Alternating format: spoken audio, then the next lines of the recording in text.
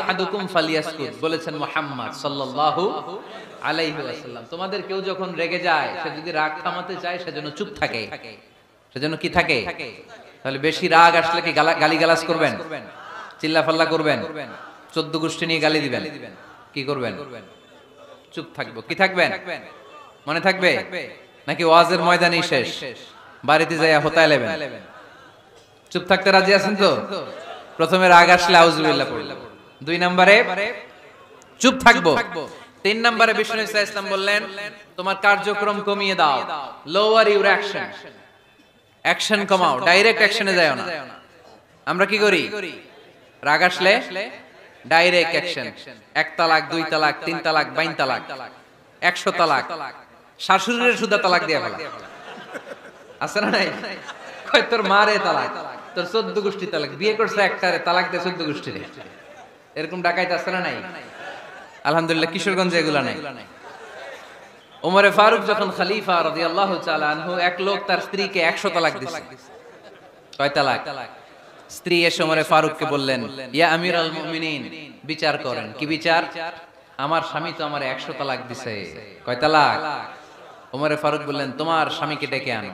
ডেকে আনা হলো। বলল ঘটনা কি? তালাক দিবা 3টা, 100টা দিলা কেন? কয় রাগ হইছিল অনেক, মেজাজ গরম হয়ে গেছিল। ওমরে ফারুক বললেন চাই, আর তালাক মিন শিআরিল্লাহ, তালাক হচ্ছে আল্লাহর শিআর, এটা কোরআনের আইন, এটা নিয়ে ফাইজলামি করলি কেন? এদিকে আয় বিচার করি। জামাই বউরে বসায়া তিনি বিচার করে দিলেন, 3 তালাকে তোর বউ তালাক, বাকি 97 তালাক তোর পিঠের উপর পড়বে। কই পড়বে? এবার জল্লাদ নিয়ে আসা হলো, চাবুক নিয়া, ওয়াহিদ, ইসনাইন, তালাতা, আরবা, খামসা, এক একটা চাবুক মারে আর সিল্লান মেরা ওঠে স্বামী, কয় সব তালাক তোর পিঠের উপরে দিলাম। এরকম বিচার যদি ওমরে ফারুকের মতো বাংলার জমিনে থাকতো, একটা বদমাইশও খুঁজে পাওয়া যেত? লোয়ার ইউর অ্যাকশন, রেগে গেলে অ্যাকশন কমান্ড, ডাইরেক্ট অ্যাকশন মেরেন না। কি করবেন?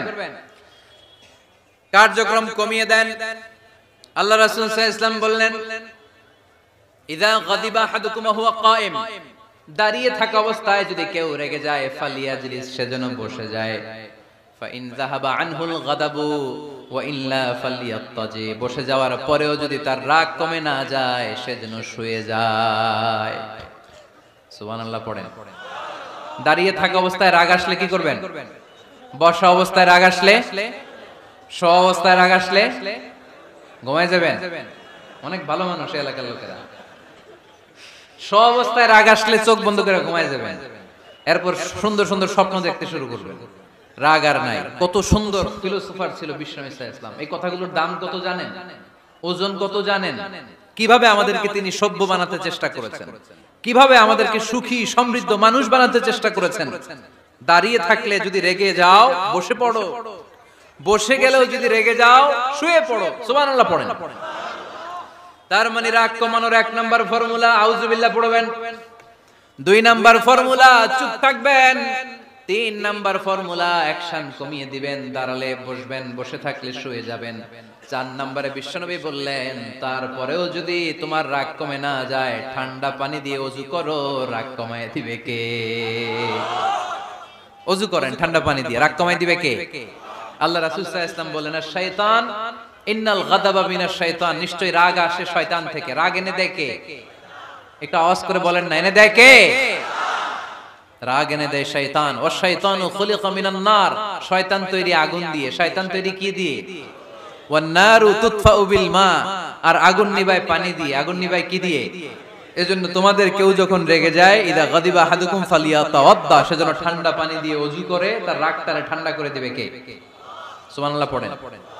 মনে থাকবে সবার? 1 নাম্বার, রাগ আসলে 1 নম্বরে কি করবেন?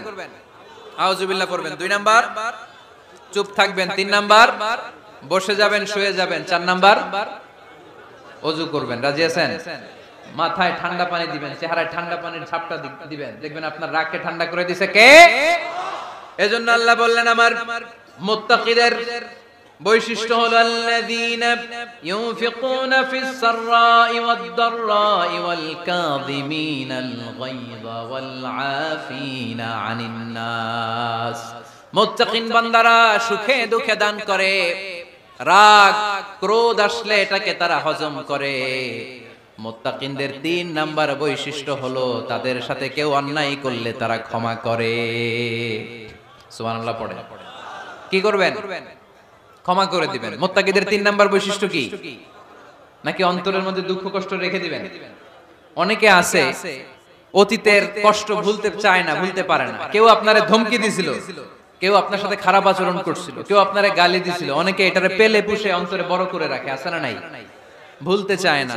মনের ভেতরে রাগ পেলে পুষে রাখা ঠিক না। মনে মনে কয় তুই আমারে মারছিলি, আমি তোরে মারব। তুই আমারে অপমান করছিলি ওই দিন, যদি একদিন সুযোগ পাই তোরে হতা এলাম। আছে না এরকম? সেই 20 বছর আগে আপনারে সে অপমান করছে, ওইটারে পেলে পুষে আপনি অন্তরে নিয়ে বয়ে বেড়াচ্ছেন। আর এই হিংসা ক্ষোভ যদি রাগ ভিতরে রাখেন, এটা আপনারে জ্বালায় দেয় ভিতরে, জানেন? আর যদি আপনি ক্ষমা করে দেন, একেবারে ঠান্ডা। জানেন এই ফর্মুলা আপনারা? এজন্য রাগ, ক্ষোভ, হিংসা কখনো অন্তরে পুষে রাখতে নাই। মা যাদাল্লাহু আবদান বিআফবিন ইল্লা ইজ্জান। কোন বান্দা যদি তার অন্য কোন ভাইকে ক্ষমা করে দেয়, আল্লাহ তাআলা এই ক্ষমাকারীর সম্মান আর মর্যাদাকে বাড়িয়ে দেয়। আল্লাহ তাআলা নিজে ক্ষমাশীল, তিনি ক্ষমা করাকে পছন্দ করেন। তাই আমাদের বেশি বেশি ক্ষমা করা দরকার। এজন্য এখন কেউ যদি আপনার সাথে খারাপ আচরণ করে, আপনার উপর জুলুম করে, অন্যায় করে, কি করবেন? মাফ করে দিবেন। মাফ করতে রাজি আছেন তো? আচ্ছা, সবাই বুঝে শুনে উত্তর দেন। আল্লাহ পাক আমাদের সব গুনাহগুলো ক্ষমা করে দেখ, আমরা চাই কি চাই না? আল্লাহ আমাদেরকে মাফ করুক, আমরা চাই কি চাই না? দেখেন, আমরা কিন্তু ঠিকই আল্লাহর কাছে ক্ষমা চাই, কিন্তু আমরা নিজেরা নিজেদেরকে ক্ষমা করতে পারি না। নিজেরা নিজেদেরকে ক্ষমা করি না। সে আমার সাথে খারাপ আচরণ করছে, আমি ক্ষমা করতে পারি না। ও আমারে গালি দিছিল, আমি ক্ষমা করি না, কিন্তু আমি কিন্তু ঠিকই আল্লাহর কাছে ক্ষমা চাই। মনে রাখবেন কিশোরগঞ্জের ভাইয়েরা, আল্লাহর কাছ থেকে ক্ষমা পেতে হলে আগে ক্ষমা করতে হবে। ঠিক কিনা বলেন? আল্লাহর কাছ থেকে ক্ষমা পেতে হলে আগে কি করতে হবে? ক্ষমা করে দিতে হবে। ইন্নাল্লাহা আল্লাহুম্মা ইন্নাকা আফুন তুহিব্বুল আফওয়া ফাআফু আন্নি। হে আল্লাহ, আপনি ক্ষমাশীল, আপনি ক্ষমা করাকে পছন্দ করেন। আল্লাহ, আপনি আমাকে ক্ষমা করে দেন। কদরের রাত্রে আমরা এই দোয়া করি না যে আল্লাহ আপনি ক্ষমাশীল, আল্লাহ আপনি ক্ষমা করাকে পছন্দ করেন, আল্লাহ আপনি আমাকে ক্ষমা করে দেন। আল্লাহর কাছে আমরা ক্ষমা চাই, কিন্তু আমরা নিজেরা নিজেদেরকে ক্ষমা করতে পারি না। আপনি যদি মুত্তাকি হতে চান, আগে মানুষকে ক্ষমা করতে হবে। রাজি আছেন তো? আল্লাহ রাসূল সাল্লাল্লাহু আলাইহি ওয়াসাল্লাম যে কোনো পরিস্থিতিতে, যে কোনো অত্যাচারের বিপরীতে তিনি ক্ষমা করে দিতেন। সুবহানাল্লাহ পড়েন। আপনারা ওঠা বসা করতেছেন কেন?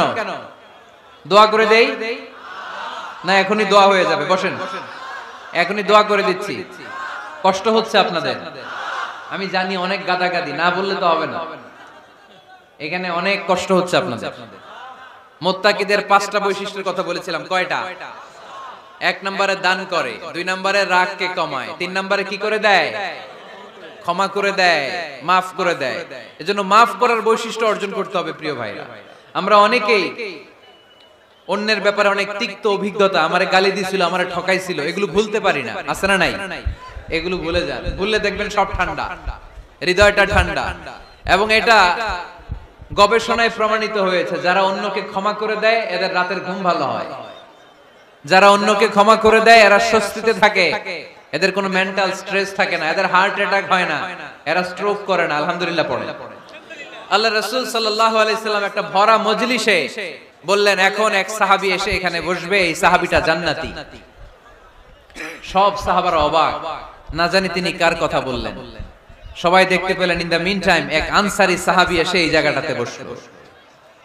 তার কয়েকদিন পরে আরেকটা ভরা মজলিসে আল্লাহ রাসূল বললেন, এখন এই মাত্র এক সাহাবী এসে এখানে বসবে, এই সাহাবীটা জান্নাতি। ঠিক ওই দিনও ওই আনসারী সাহাবীটা এসে ওইখানে বসেছে। আবার কয়েকদিন পরে আল্লাহ রাসূল সাল্লাল্লাহু আলাইহি ওয়াসাল্লাম বললেন, এই মুহূর্তে এই মজলিসে এমন এক সাহাবী ঢুকবে, এই সাহাবীটা জান্নাতি। সবাই খেয়াল করে দেখলো, ওই যে আনসারী সাহাবীর কথা রাসূল সাল্লাল্লাহু আলাইহি ওয়াসাল্লাম আগে বলেছিলেন, ওই সাহাবী এসে ইন দ্য মিন টাইম ওই জায়গায় বসেছে। চিল্লায় পড়লেন সুবহানাল্লাহ।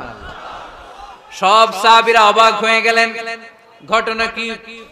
কি এমন গোপন আমল করে এই সাহাবী, যে গোপন আমলের কারণে তিনটা ভরা মজলিসে বিশ্বনবী এই সাহাবীকে বললেন জান্নাতি। সাইয়েদনা আব্দুল্লাহ ইবনে আমর ইবনুল আস গোপন তথ্য বের করার জন্য এই সাহাবীর বাড়িতে চলে যেয়ে সাহাবীকে সালাম দিয়ে বললেন, ও আনসারী সাহাবী, আমার বাবার সাথে আমার ঝগড়া হয়েছে, আমি 3 দিনের জন্য তোমার বাড়িতে মেহমান হতে চাই। কয় দিনের জন্য?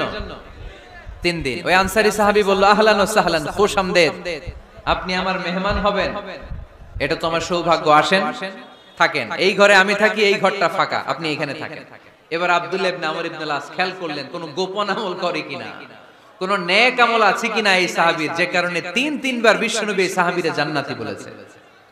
3 দিন টানা 3 দিন লক্ষ্য করার পরে সাইয়েদনা আব্দুল্লাহ ইবনে আমর ইবনে আল-আস এই সাহাবীর মধ্যে তেমন বিশেষ কোন নেক আমল, গোপন আমল আর দেখতে পায় নাই। 3 দিন যখন শেষ, যাওয়ার পথে বলে, ভাই আসলে আমার আব্বার সাথে আমার তেমন কোনো ঝগড়া টগড়া হয় নাই, ঝগড়া টগড়া কিছু না, আমি বিশেষ একটা কারণে এসেছি, বিশ্বনবী তোমাকে জান্নাতি বলে ঘোষণা করেছে, আমি দেখার জন্য এসেছি যে তুমি কি আমল করো, কিন্তু আমি তো বিশেষ কোনো আমল দেখলাম না, নামাজের সময় নামাজ পড়ো, তাহাজ্জুদের সময় তাহাজ্জুদ পড়ো, কোরআন তেলাওয়াতের সময় কোরআন তেলাওয়াত করো, আমি যা ইবাদত করি তাই তো করো, বরং আমার চেয়ে কম করো, কি এমন তোমার আমল যে আমলের কারণে বিশ্বনবী তোমারে জান্নাতি বলেছে?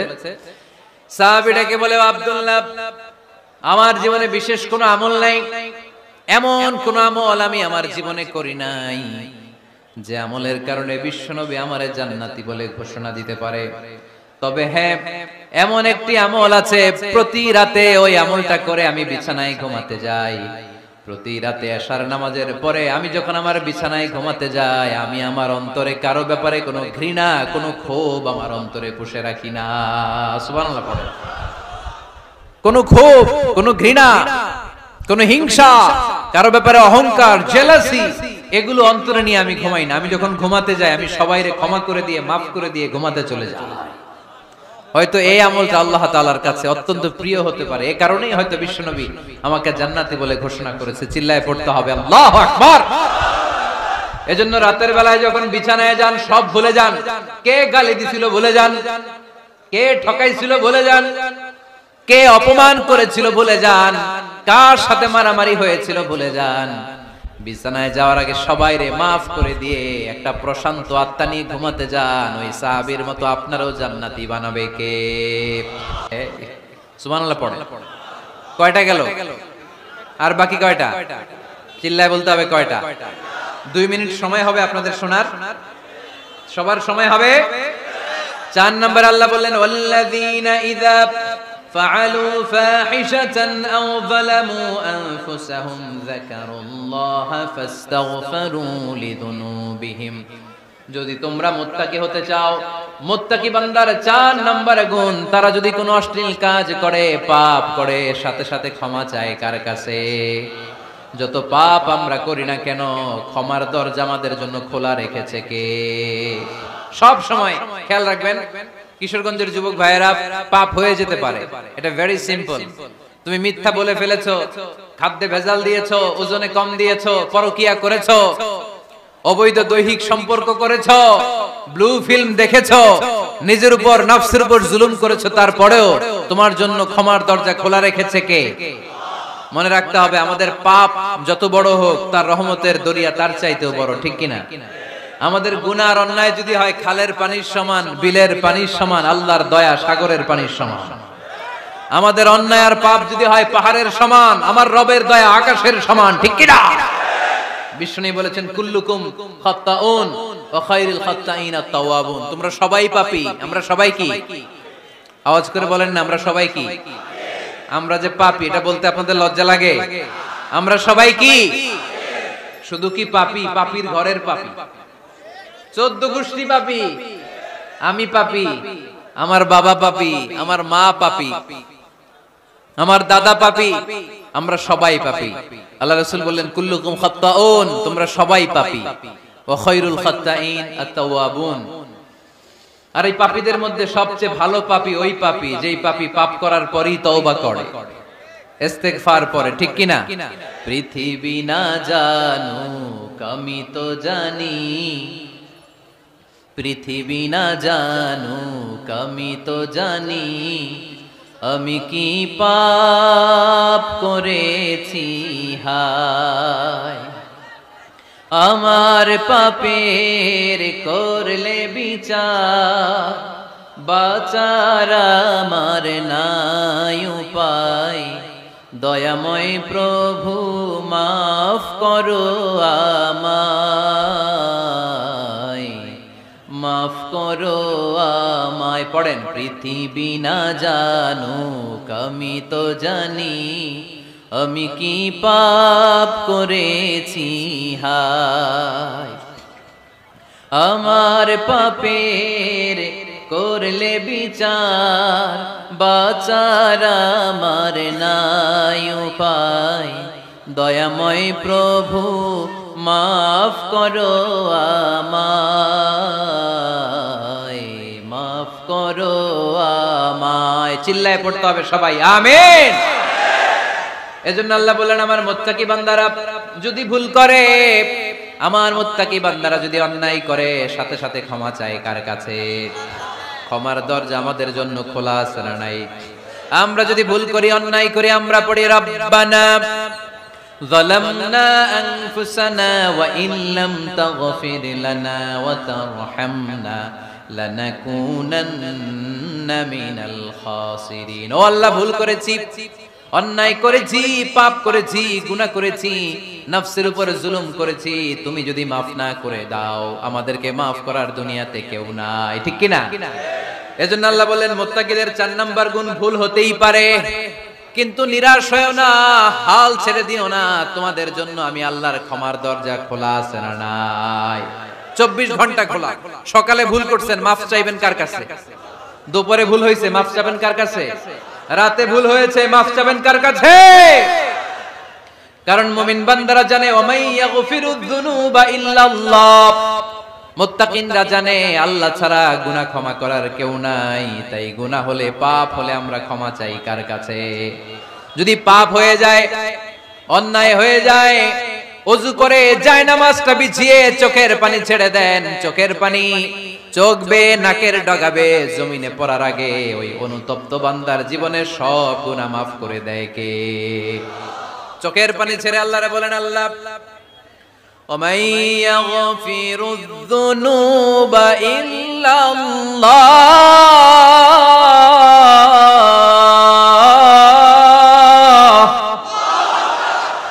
ওমাই ইয়াগফিরুয যুনুবা ইল্লাল্লাহ। আল্লাহ ছাড়া গুনাহ ক্ষমা করার আর কোন দ্বিতীয় মাবুদ আমাদের আর আছে নাকি? চোখের পানি ছেড়ে দিয়ে আল্লাহরে ডেকে বলেন, আল্লাহ আমি ছাড়া তোমার গোলামের অভাব নাই। অভাব আছে?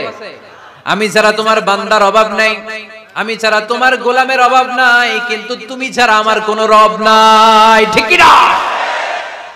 আমার গুনাহ ক্ষমা করার মতো দ্বিতীয় কোনো মালিক নেই, দ্বিতীয় কোনো রব নাই, দ্বিতীয় কোনো প্রভু নাই। তুমি যদি ফিরিয়ে দাও, কোথাও যাওয়ার জায়গা নাই, ঠিক কি না? এভাবে চোখের পানি ছেড়ে ক্ষমা চাইলে মাফ করে কে? আল্লাহ বলে, মুত্তাকিদের ভুল হতেই পারে, মানুষ মাত্রই ভুল হয়, কিন্তু ভুল হওয়া মাত্রই তারা আমার কাছে ফিরে আসে, তারা আমার কাছে ক্ষমা চায়। ওয়ালাম ইউসিররু আলা মা ফাআলু ওয়া হুম ইয়ালামুন। 5 নাম্বার বৈশিষ্ট্য হলো, জেনে বুঝে ক্ষমা চাওয়ার পরে ওই পাপ কাজ দ্বিতীয়বার আমার বান্দারা করে না, ঠিক কি না? ওয়ালাম ইউসিররু আলা মা ফাআলু ওয়া হুম ইয়ালামুন।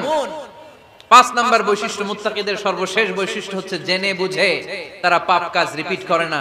কারণ আপনি যখন তওবা করবেন, আপনি যখন ক্ষমা চাইবেন, আপনি আল্লাহর কাছে ওয়াদা করবেন, আল্লাহ ভুল হয়েছে, অন্যায় হয়েছে, চোখের পানি ছেড়ে আল্লাহ তোমার কাছে ক্ষমা চাই, তুমি ছাড়া ক্ষমা করার কেউ না। আল্লাহ তুমি আমারে মাফ করে দাও, পারো তো পক্ষে এই পাপ কাজ, এই ভুল কাজ আমি আর করব না। ওয়ালাম ইউসিররু আলা মা ফাআলু ওয়া হুম ইয়ালামুন। তাফসীর ইবনে কাসীর এসেছে, ওয়ালাম ইউসিররু মানে ওয়ালাম ইস্তামিররু আলা মা ফাআলু ওয়া হুম ইয়ালামুন। জেনে বুঝে ওই পাপ কাজ কন্টিনিউ করে না। আপনি সকালে ভুল করছেন, আল্লাহর কাছে মাফ চাইলেন, বিকেলে ওইটা আবার করা যাবে? সকালে খাদ্যে ভেজাল দিবেন, বিকেলে মাফ চান, এরপরের দিন আবার ভেজাল দেন, আবার মাফ চান, তারপরের দিন বাজারে আবার ভেজাল দেন, তারপরে মাফ চান। এরকম করলে মুত্তাকি হওয়া যাবে নাকি? না। একবার যখন আমি আমার ভুল বুঝতে পেরেছি, আমি চোখের পানি ছেড়ে আল্লাহর কাছে ক্ষমা চাবো, আর জীবনে ওই পাপ কাজ আমার দ্বারা হবে না। চিল্লায় বলেন ঠিক কিনা? এই 5টা গুণ যার মধ্যে থাকবে তাদেরকে বলে মুত্তাকি। তাদেরকে কি বলে? তাদের জন্য ক্ষমা আর জান্নাত প্রস্তুত করে রেখেছে কে? এই ক্ষমা আর জান্নাত হচ্ছে ডান দিক, আর বাম দিকে আছে জাহান্নাম। এখন আমাদের সিদ্ধান্ত নিতে হবে, আমরা ডানে যাব না বায়ে যাব। কিশোরগঞ্জের ভাইয়েরা আওয়াজ করে বলেন, আমরা কি ডানে যাব না বায়ে? আমরা সবাই মুত্তাকি হতে চাই কি চাই না? মুত্তাকিদের কয় গুণ? আরো জোরে বলেন। 1 নাম্বার, আওয়াজ করে বলেন। মাশাআল্লাহ, সচ্ছল অসচ্ছল অবস্থায় দান করে। 2 নাম্বার, রাগকে নিয়ন্ত্রণ করে। 3 নাম্বার, মানুষকে ক্ষমা করে। 4 নাম্বার, ভুল হলে তওবা করে।